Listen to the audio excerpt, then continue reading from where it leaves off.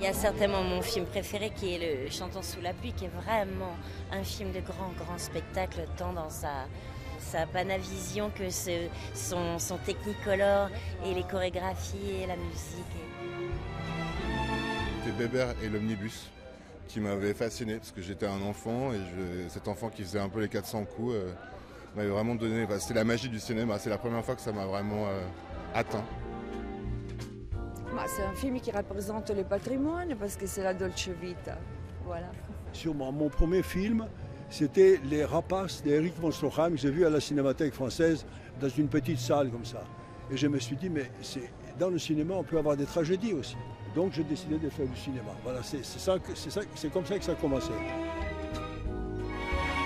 Le premier film que j'ai vu, mais il m'a fait tellement peur que j'ai hurlé et j'ai quitté le cinéma en pleurant. C'était un film dans lequel jouait mon père qui était le premier film sur Tintin, ça s'appelait Le mystère de la Toison d'Or et ça m'a complètement terrorisé. Alors il a fallu que je lutte pour revenir vers le cinéma parce que mon premier contact avec le cinéma était absolument épouvantable.